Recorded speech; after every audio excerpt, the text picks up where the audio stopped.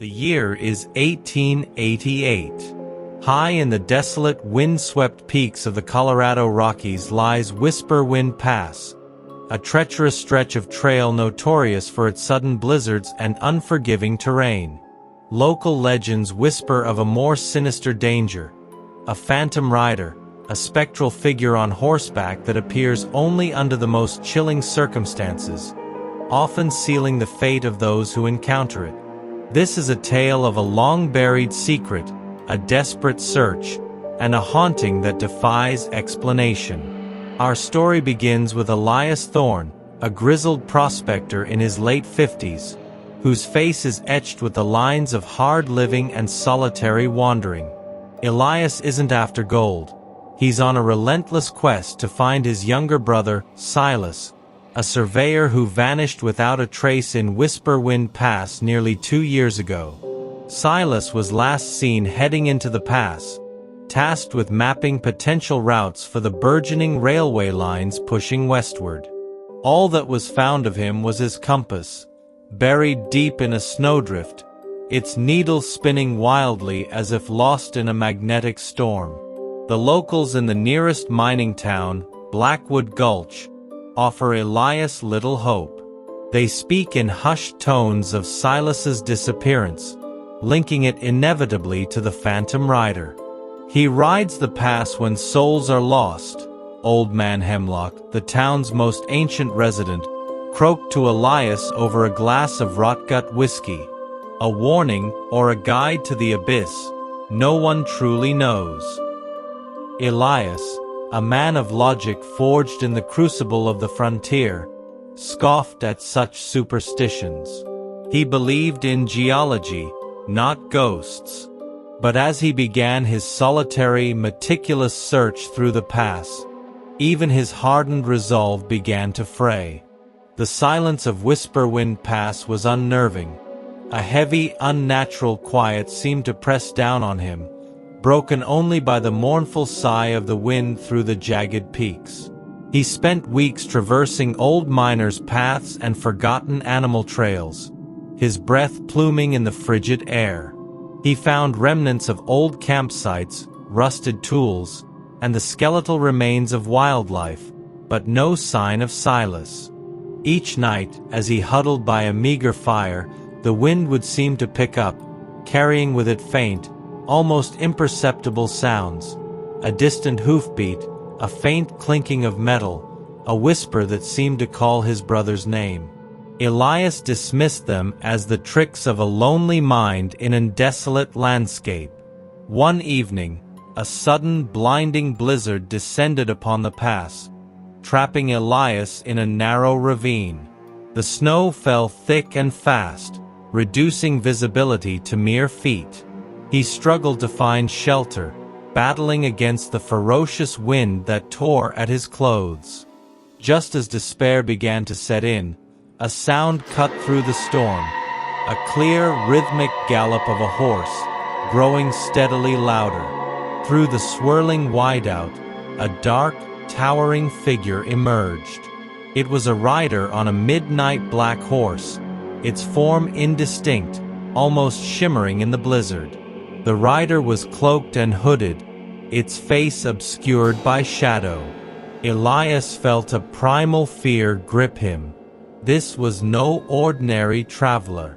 This was the phantom rider, exactly as the legends described. The rider approached, then stopped, its horse snorting plumes of frosty breath. Elias couldn't make out any features, but he felt an intense, chilling gaze upon him.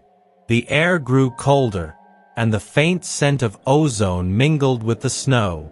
The rider raised a gloved hand, pointing a single skeletal finger not at Elias, but deeper into the most treacherous, unexplored part of the pass, a section known as the Devil's Gulch, where avalanches were common and few dared to venture.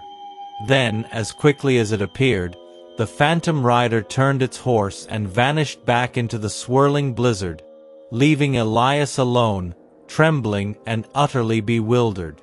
Was this a warning? Or a clue?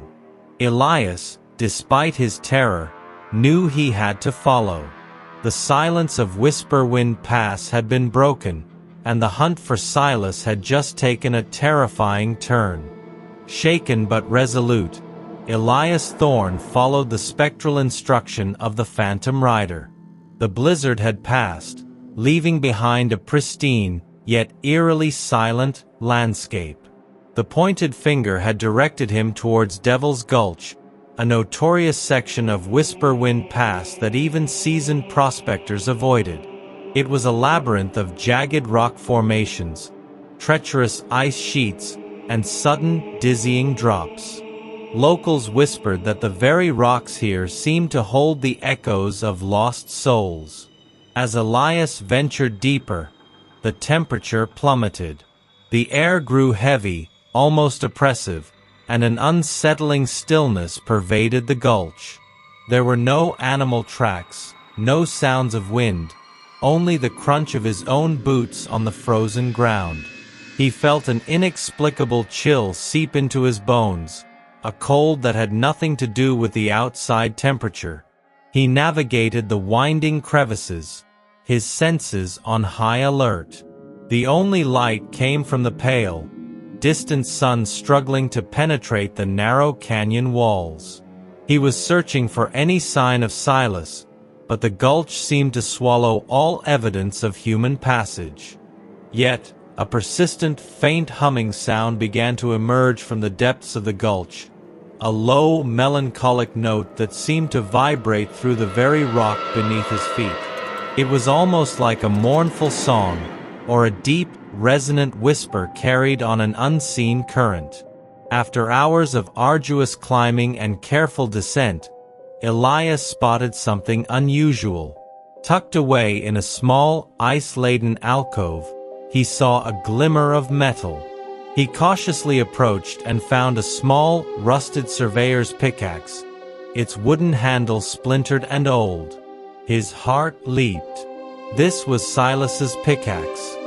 He recognized the distinct mark his brother had carved into the wood, but there was no sign of Silas himself, no other tools, no campsite. Just the pickaxe, as if dropped in a hurry. As he knelt to examine it, the humming sound intensified, growing into a low, resonant moan that filled the gulch. The air around him suddenly crackled with a strange energy, and he felt a pressure building in his ears. He looked up, startled, and saw something even more disturbing. On the icy rock wall above the pickaxe, barely visible beneath a thin layer of frost, were faint, crudely etched symbols. They weren't Native American petroglyphs or miners' markings. They looked ancient, abstract, almost like sigils from some forgotten ritual. Elias, a man of logic, felt a prickle of unease. He tried to dismiss it, but the chilling atmosphere of the gulch, combined with the unearthly hum and the bizarre symbols, made his skin crawl. He realized these were not random carvings. They looked like a ward, or perhaps a plea, carved by someone desperate. Could Silas have carved these? And what were they meant to protect against, or warn of? Just as he was about to touch the symbols, a sudden, sharp crack echoed through the gulch. A large sheet of ice, dislodged from high above, came plummeting down towards him. Elias barely managed to throw himself aside, the ice smashing precisely where he had been standing, narrowly missing him. He scrambled back, his heart pounding. Was this an accident? Or was something protecting the secrets of the gulch? Elias clutched Silas's pickaxe, its cold metal a stark contrast to the burning questions in his mind. The Phantom Rider had led him here, to a place where time seemed to stand still, where ancient whispers filled the air, and where his brother's last known possession was guarded by an unseen force. The Devil's Gulch held more than just treacherous trails. It held a deeper, more chilling secret, one that Elias was now determined to unearth, no matter the cost. Elias Thorne retreated from Devil's Gulch, Silas's pickaxe clutched tightly in his hand. The experience had solidified his conviction that his brother's disappearance was far from ordinary. The unearthly hum, the strange symbols, and the near-fatal icefall all pointed to something beyond the natural. He knew he needed more answers, and the only place to find them was back in Blackwood Gulch. He made the journey back to town, exhausted but driven. The first person he sought out was Old Man Hemlock, the town's resident oracle of local lore. Elias described everything he'd witnessed in Devil's Gulch, the humming, the symbols, and the sudden ice fall. Hemlock listened intently, his ancient eyes piercing. "The humming, the symbols," Hemlock whispered. "They speak of the old ones. A power in these mountains, long forgotten. They do not like to be disturbed. As for the rider, he is often a harbinger, a shadow between worlds." He paused, then added, "Did you find anything else, Elias? Anything of Silas's?" Elias hesitated, then pulled out the splintered pickaxe. "Only this. And I saw something else, back where Silas's things were stored at the surveyor's office before he left." He explained to Hemlock that just before Silas left on his last expedition, he had been unusually secretive. Elias recalled seeing Silas poring over an old leather-bound book, not his usual survey maps. Silas had tucked it away when Elias entered the room, making a quick excuse. Elias had dismissed it at the time, but now a chilling thought struck him. Could that book hold a clue? With a renewed sense of urgency, Elias headed to the small, dusty surveyor's office. It had been locked and untouched since Silas vanished. Elias used a spare key Silas had given him years ago. Inside, the office was just as Silas had left it. Maps tacked to walls, instruments gathering dust. He began a meticulous search, overturning everything, pulling out drawers, and sifting through stacks of papers. After hours of searching, tucked away in a hidden compartment beneath a loose floorboard, Elias found it. An old, leather-bound journal. It was weathered and worn, its pages yellowed with age. This was the book Silas had been hiding. Elias's hands trembled as he opened it. The journal wasn't a survey log. It was a deeply personal, obsessive record. Silas's handwriting, usually precise, became frantic and sprawling as the entries progressed. The initial pages contained mundane observations of the past, but quickly delved into increasingly bizarre descriptions. Silas wrote of unnatural rock formations, of faint ethereal lights seen at night, and of a deep, resonant hum that seemed to emanate from the very heart of the mountains. He even sketched crude versions of the strange symbols Elias had seen in Devil's Gulch, along with other, more elaborate patterns. One entry, dated just days before Silas vanished, sent a chill down Elias's spine. The whispers grow clearer. They speak of a threshold in the gulch, a place where the mountains breathe. The natives knew, but their words are lost.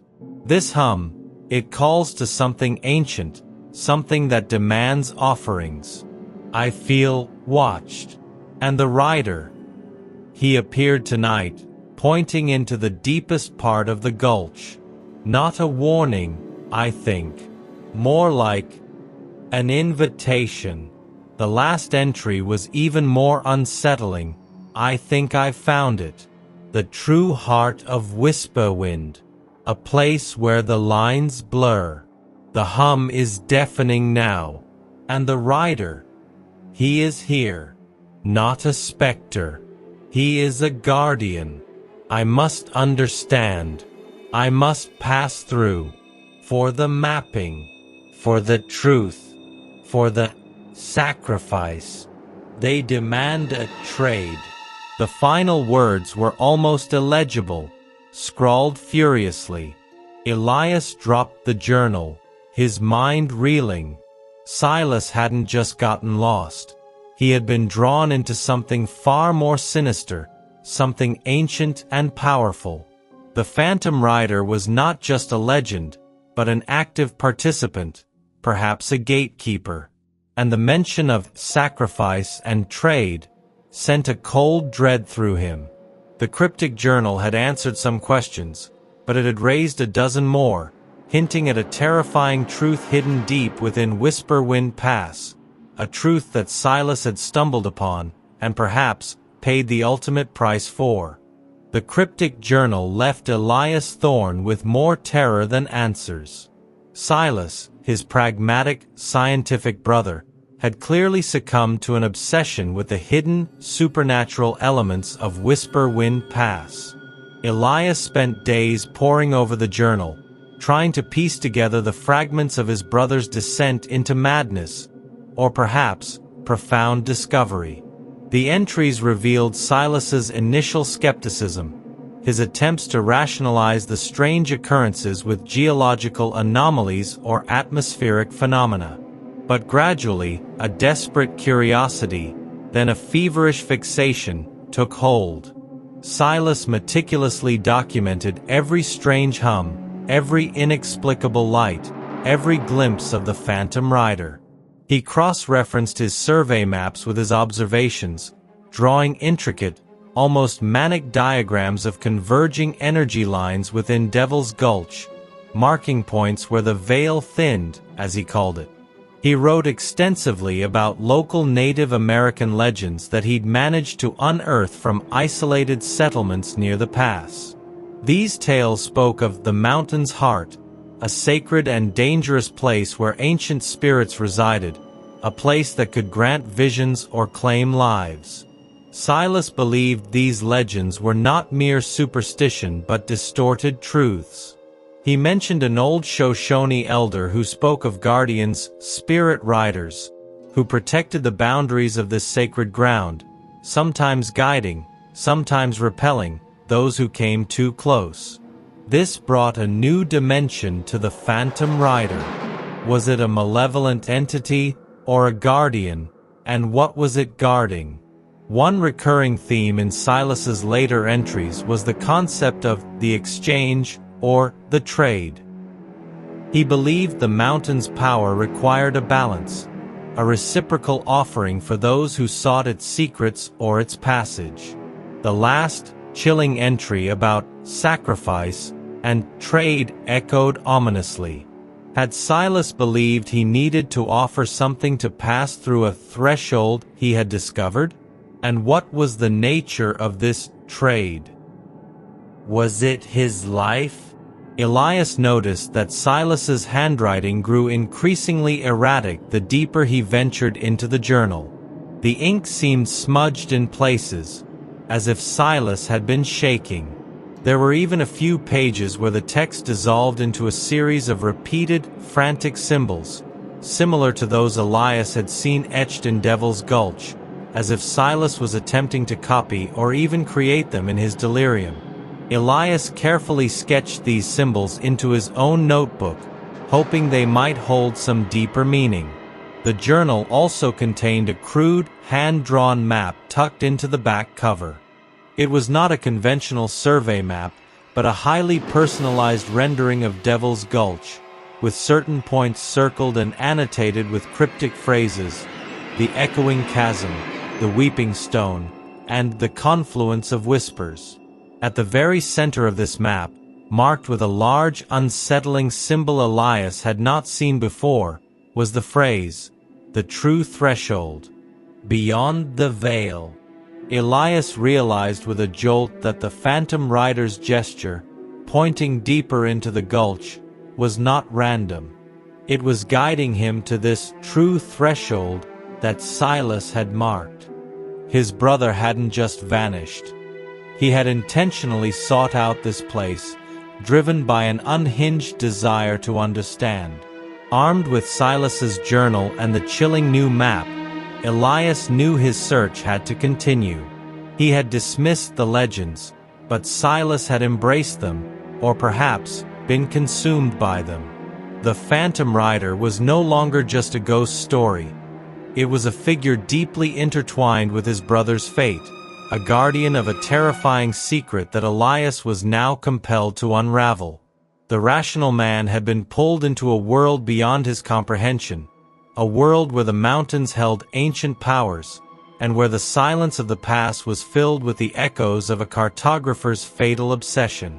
With Silas's cryptic map as his guide, Elias Thorne returned to Whisperwind Pass, his determination hardened by a terrifying new understanding of his brother's final days. The map led him deeper into Devil's Gulch, past the site where he found the pickaxe, towards the central point marked as the True Threshold. The air grew colder with every step, and the omnipresent hum, which Elias now recognized from Silas's journal as the mountain's breath, became a low, vibrating thrum that seemed to reverberate in his chest. The passage became increasingly treacherous. He navigated narrow ledges overlooking dizzying drops and crawled through claustrophobic tunnels. The strange symbols Silas had drawn, and Elias had seen etched on the rocks, became more frequent, adorning the rock faces as if marking a sacred or cursed path. These were not random carvings. They were part of a pattern, a language of the ancient mountain itself. He eventually reached a section of the gulch unlike any other. It was a vast, cavernous chamber, open to the sky above through a jagged fissure, allowing a shaft of weak sunlight to pierce the gloom. The walls of this chamber were unnaturally smooth, almost polished, as if carved by something other than wind and water. In the center stood a single massive obelisk of dark, obsidian-like rock, roughly 20 feet tall. It hummed with an almost palpable energy, and the symbols Elias now recognized were etched deep into its surface, glowing faintly with an internal light. This had to be the Weeping Stone and the confluence of whispers from Silas's map, leading to the True Threshold. And surrounding the obelisk, arranged in a chilling tableau, were several skeletal remains, not of animals, but of what appeared to be humans. Their bones were bleached white, some lying in strange, contorted positions, as if they had died in agony or in the throes of a bizarre ritual.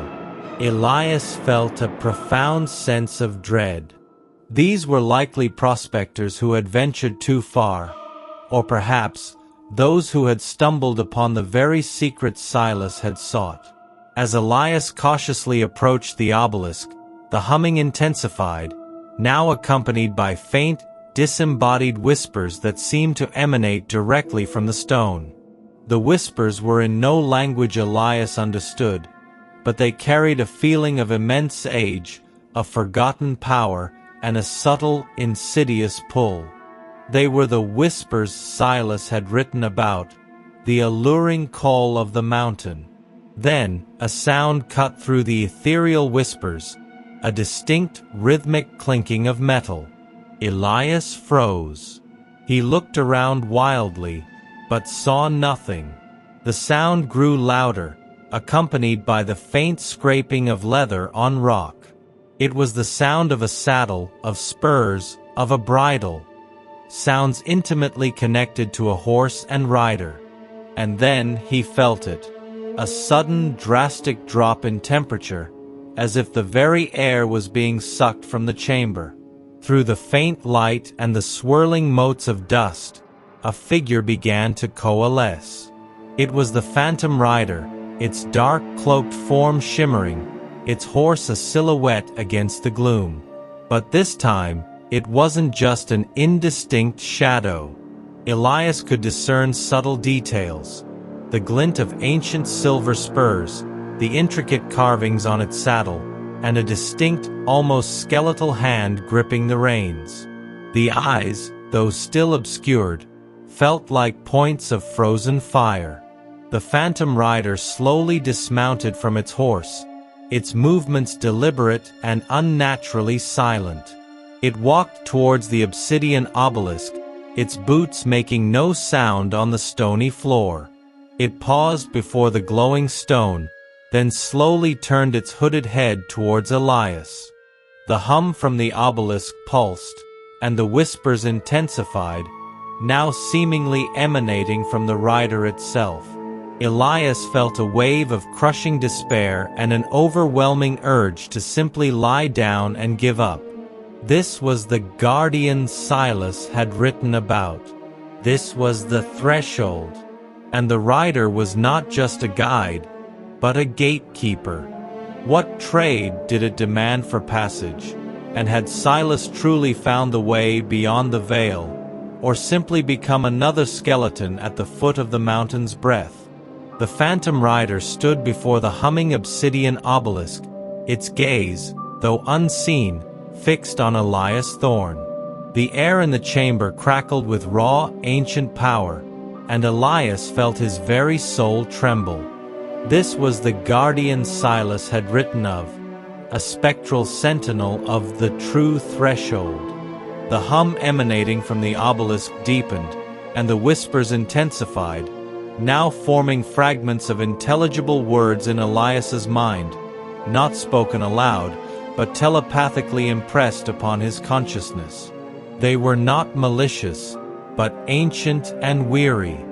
You seek the lost, the one who dared, the one who sought passage. Then, the phantom rider slowly raised its skeletal hand, not pointing now, but beckoning towards the obelisk. As it did, a new phenomenon occurred. The air around the glowing rock began to shimmer, distorting the light, and Elias saw glimpses of a swirling ethereal mist forming behind it, like a portal opening to another place. This was the veil Silas had mentioned. Suddenly, a voice, deep and resonant, unlike the whispers but clearly from the rider, echoed in Elias's mind. It was a voice filled with sorrow, yet firm with ancient authority. He sought knowledge beyond mortal reckoning. He offered a trade. Elias, despite his fear, found his voice. Silas. What happened to him? What trade? The rider's presence seemed to solidify, its form momentarily clearer. He could see hints of tattered old-fashioned clothing beneath the cloak, and the gleam of an antique silver badge on its chest. He sought to map the unseen, to bring the mountain's truth to your world. Such passage demands a heavy toll, a fragment of life, for a fragment of truth, a soul's echo, for a deeper understanding. Elias remembered Silas's final, frantic journal entry. They demand a trade. He finally understood. Silas had tried to go through the threshold, offering something of himself to do so. The rider continued, its voice heavy with resignation. He was warned. The mountain's heart demands balance. Not a sacrifice of blood, but of spirit. To pass fully, one must leave a part of themselves. To return, one must leave something vital behind, or become a part of the path. A chilling realization struck Elias. Silas had chosen to go through, but what did it mean to become a part of the path? Did it mean he was trapped, or worse, transformed? As if sensing his thoughts, the rider's gaze seemed to intensify. It lowered its hand, and the shimmering portal behind the obelisk began to waver, threatening to close. The humming of the stone intensified again, this time with a note of urgency. The veil thins rarely, the rider's voice echoed. The threshold is unstable. He passed, but could not return whole. A part of his spirit remains tethered. A guardian now, in another form. Elias felt a cold dread. Is he the Phantom Rider? The rider's form seemed to flicker, and a low, sorrowful hum filled the chamber. It did not directly answer, but the implication was clear. Silas, obsessed with mapping the unseen, had become a part of it. He was now a guardian of the very threshold he sought to cross, forever bound to Whisperwind Pass, a spectral echo of his former self. The portal behind the obelisk pulsed violently, on the verge of collapsing. The rider raised its hand again, pointing towards the shimmering rift, then back to Elias.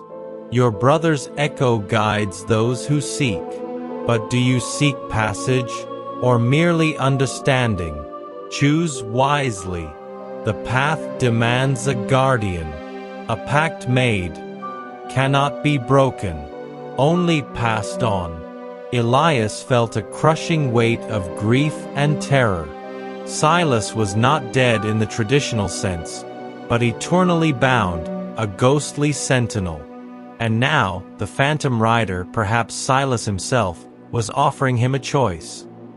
Follow his brother through the veil, risking a similar fate, or accept the grim truth and leave the sacred cursed mountain. The chilling proposition of a pact made cannot be broken, only passed on lingered in the air, suggesting a horrifying continuity, a lineage of spectral guardians bound to Whisperwind Pass forever. The Phantom Rider, now revealed to Elias Thorne as a possible echo of his brother, Silas, presented him with an impossible choice: to step beyond the veil through the shimmering portal behind the obelisk, or to turn back. The rider's warning about a pact made cannot be broken, only passed on, resonated with a chilling finality. Elias, consumed by grief and a desperate need for absolute certainty, ignored the ominous warning. He had come too far, endured too much, to turn back now. He took a deep breath, clutching Silas's pickaxe like a lifeline, and stepped towards the pulsating rift behind the obelisk. As he crossed the invisible threshold, the world around him dissolved into a swirling vortex of colors and sensations. He felt a profound sense of disorientation, as if his very atoms were being pulled apart and reassembled. The cold hum of the mountain became a deafening roar, and the air crackled with raw, spiritual energy. When his senses finally returned, Elias found himself in a place both familiar and utterly alien. He was still in a cavern, but it was vast, stretching into an impossibly high ceiling filled with shimmering, ethereal light. The walls were covered not in rock, but in what looked like solidified mist, constantly shifting and flowing. The obsidian obelisk was still there, but it appeared larger, more luminous, pulsing with an inner light that cast long, dancing shadows. The air was filled with a chorus of whispers, not the harsh, guttural sounds he'd heard before, but mournful, echoing laments, mixed with fleeting glimpses of forgotten joys. These were the soul's echoes Silas had written about, the spiritual residue of all those who had perished or passed through the threshold in Whisperwind Pass. He could vaguely distinguish shapes, faces, and fleeting memories in the swirling mist, like a gallery of lost dreams. Then, Elias saw him. Standing near the base of the obelisk, his back to Elias, was a figure. It was Silas. He was clad in the same surveyor's clothes he'd vanished in, but his form was translucent, shimmering like heat haze. His hair was longer, wilder, and he held his compass in his hand, its needle now spinning in slow, hypnotic circles, reflecting the ethereal light of the realm. "Silas!" Elias cried, his voice barely a whisper in the echoing chamber. Silas slowly turned. His face was gaunt, his eyes hollow and distant, yet they held a profound, almost terrifying understanding. He smiled, a wistful, knowing smile that was utterly heartbreaking. "Elias, you came. You found the threshold." His voice was not the deep voice of the phantom rider, but Silas's own, thin and ethereal, as if speaking from a great distance. "What is this place, Silas? What happened to you?" Elias rushed forward, but as he tried to embrace his brother, his hands passed through Silas's form. Silas was there, yet not there, a phantom himself. Silas gestured around the vast, echoing chamber.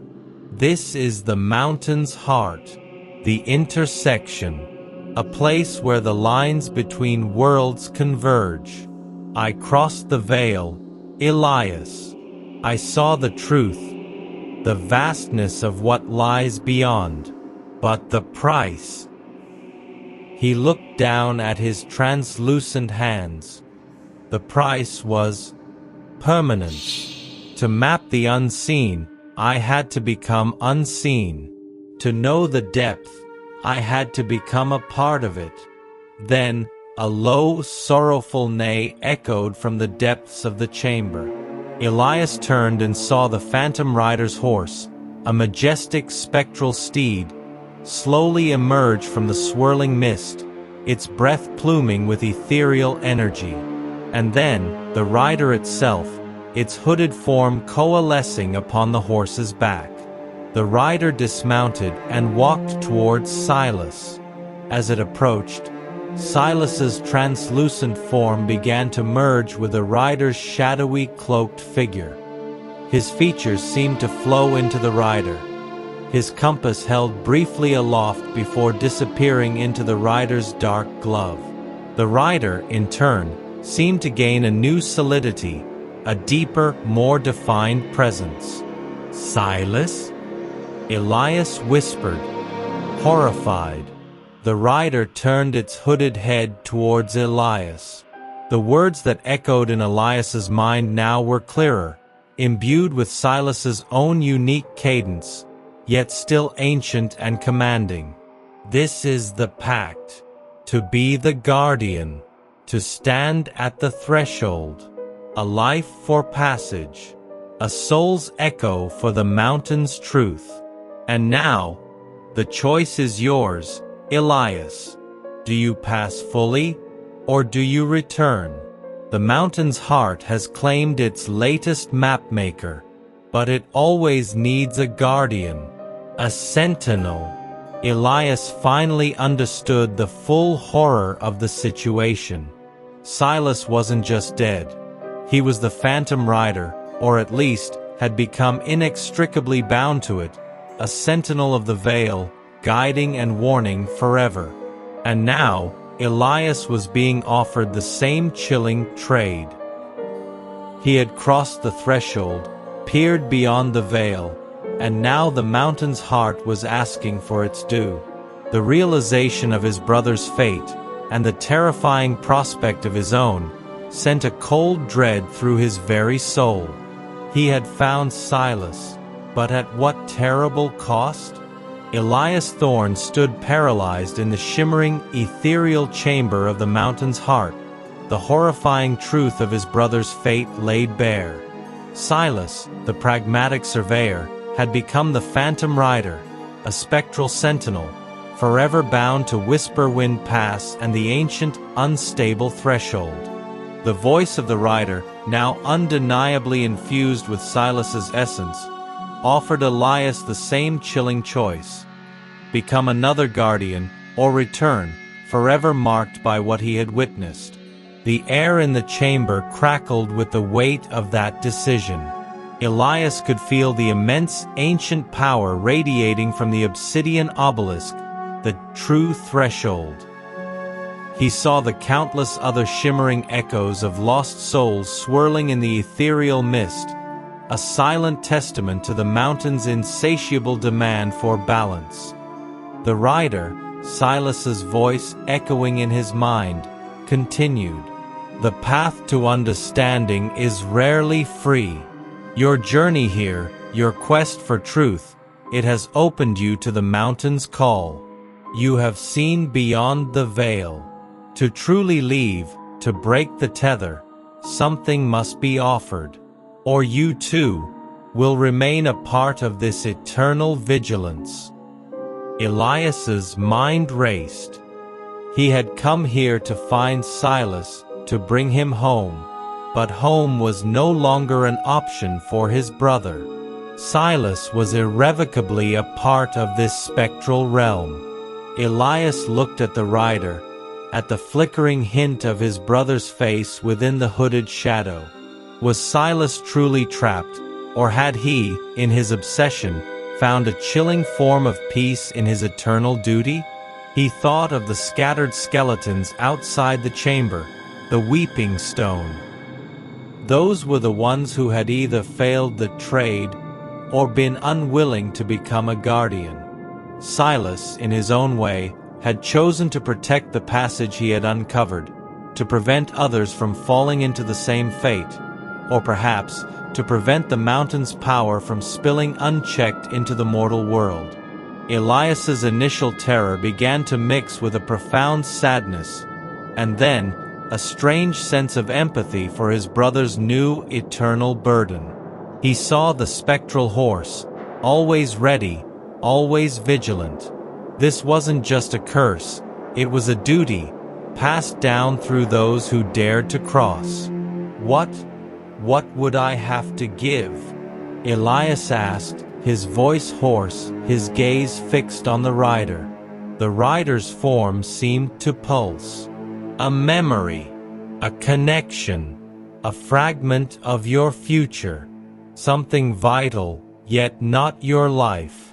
A bond that anchors you to the world you knew, so that you may walk its surface again, but never truly forget this place. And in exchange, you carry the truth, the burden of knowledge. The choice was agonizing. To forget a part of his life, a cherished memory, a connection that defined him, that was a profound sacrifice. But the alternative was to join Silas, to become another spectral guardian, forever bound to the cold silence of Whisperwind Pass. As the rider's words settled, Elias heard a different whisper, fainter, but filled with an ancient weariness. It was the collective voice of the other soul's echoes in the chamber, a mournful plea. Turn back, carry our truth, let this place rest. It was the mountain itself, or the echoes within it, urging him to leave, to keep its profound, dangerous secrets from the world. Elias made his decision. He could not leave Silas trapped here forever, and he would not join him. He had to carry the knowledge back, to warn others, and perhaps to find a way to honor his brother's sacrifice. He knew the cost would be immense, a piece of himself gone forever, but it was a price he was willing to pay for freedom, and for the peace of his brother's tormented spirit. I will return, Elias said, his voice stronger now. I will carry the truth, but I will not be a guardian. My brother, his burden is enough. The phantom rider, infused with Silas's essence, seemed to nod.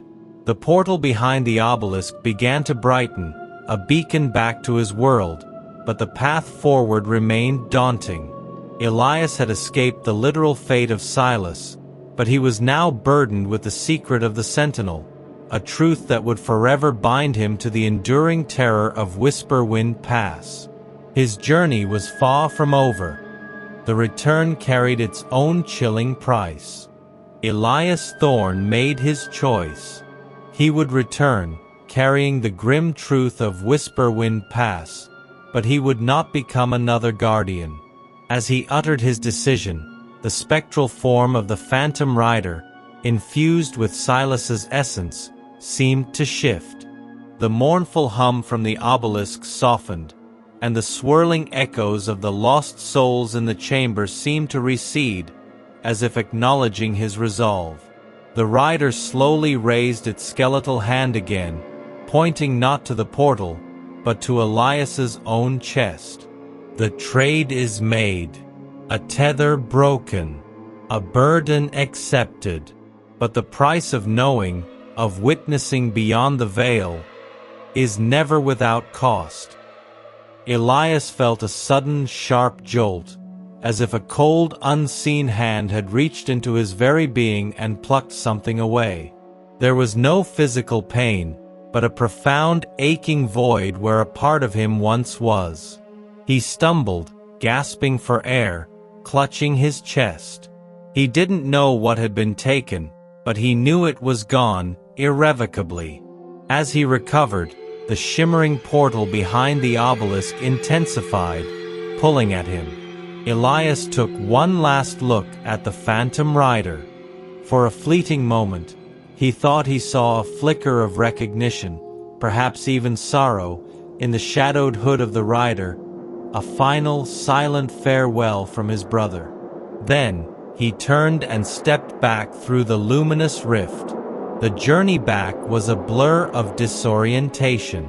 When he finally opened his eyes, he was back in the cold, silent depths of Devil's Gulch, near where he found Silas's pickaxe. The obsidian obelisk was still there, but it no longer hummed, and the strange symbols on its surface no longer glowed. The chamber felt dead, inert, stripped of its ethereal power. The phantom rider was gone. The veil had closed. Elias staggered out of Devil's Gulch, feeling an immense emptiness within him. As he made his way back towards Blackwood Gulch, he tried to recall memories of Silas, of their childhood, of the simple joy they once shared. But something was wrong. Faces, moments, conversations. They were all there, but the emotional resonance was missing. He could remember the facts, the events, but the warmth, the joy, the pain, the very feeling of those memories had been muted, flattened. It was as if a crucial layer of his personal history had been stripped away, leaving only the bare facts. He arrived back in Blackwood Gulch, a haggard, hollowed-out version of the man who had left. Old Man Hemlock found him slumped against the wall of the saloon, looking utterly distraught. "Elias, you returned. What did you find?" Hemlock asked, his ancient eyes filled with concern. Elias recounted his experience in the mountain's heart, the truth about Silas, and the pact he had made. He described the trade, the fragment of himself that had been taken. As he spoke, he realized that while he could tell the story, the profound grief, the gut-wrenching despair he should have felt for his brother, was strangely muted. He felt a deep sadness, yes, but not the shattering emotion that should accompany such a revelation. The price of knowledge had been a piece of his own emotional self.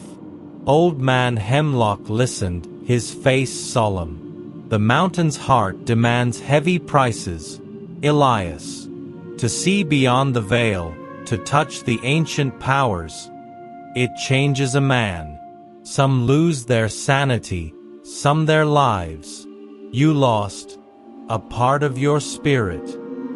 He nodded slowly. The truth you carry now, it is a heavy burden, for it has cost you something invaluable. Elias realized the true weight of the sentinel's burden. Silas had paid with his physical form, becoming the phantom rider. Elias had paid with a piece of his soul, a part of his very humanity. He was forever marked, a living testament to the dangers of Whisperwind Pass. The phantom rider no longer terrorized the pass in the same way. Its purpose, Elias now knew, was to guide and warn. But the price of understanding had left Elias an altered man, forever haunted not by a ghost outside him, but by the hollow echo within his own being. The silence of the past was no longer merely physical. It was an internal quiet, a space where the vibrant emotions of memory once thrived, now replaced by a chilling void. The story of Silas and the Phantom Rider had ended, but for Elias, a new, quieter haunting had just begun. Years passed in Blackwood Gulch. Elias Thorne became a changed man, an enigma. He rarely spoke of his expedition into Whisperwind Pass, and when he did, his words were factual, devoid of the emotional depth one might expect from such a harrowing ordeal. The townspeople noticed the shift. The lively spark in his eyes was gone, replaced by a quiet, distant gaze. He continued to prospect, but without the former passion, merely going through the motions. He lived, but a part of him remained trapped in the silent, ethereal chamber of the mountain's heart. He knew the truth about Silas, that his brother was now the Phantom Rider, a perpetual guardian of the true threshold. And he knew the cost of that knowledge, the piece of himself he had sacrificed to return. He carried the burden of the mountain's secret, a truth so profound and terrifying that he felt compelled to protect it, just as Silas, in his new form, protected the physical portal. As time wore on, the legends of the Phantom Rider began to subtly change in Blackwood Gulch. Fewer tales spoke of it as a harbinger of doom, and more of it as a silent protector of the pass. Travelers who got lost in blizzards sometimes reported a fleeting glimpse of a cloaked rider, guiding them to safety before vanishing. Miners who ventured too close to the dangerous areas of Devil's Gulch spoke of an unexplained, chilling wind that would push them back, or a faint, disembodied whisper warning them away from unstable ground. It was Silas, Elias knew, still performing his duty, but with a nuanced, less malevolent presence. Elias never remarried, never had children. His life was solitary, punctuated by his quiet observations of the pass. He spent his final years sitting on his porch, gazing up at the distant, jagged peaks of Whisperwind Pass, a faint, melancholic smile occasionally touching his lips. He was at peace, in a way, knowing his brother was still there, fulfilling a cosmic duty, and knowing that he himself had played a part in preserving the balance. One cold winter night, decades after his fateful journey, Elias Thorne passed away peacefully in his sleep. The last person to see him alive claimed that just before he closed his eyes, he looked towards the window, and a faint, almost imperceptible whistle seemed to drift into the room on the wind, a sound like a distant, lonely note. But the story of Whisperwind Pass didn't end with Elias. Generations passed. Blackwood Gulch grew, then dwindled as the mines dried up. The old legends faded, becoming quaint folklore for tourists. But the pass itself remained.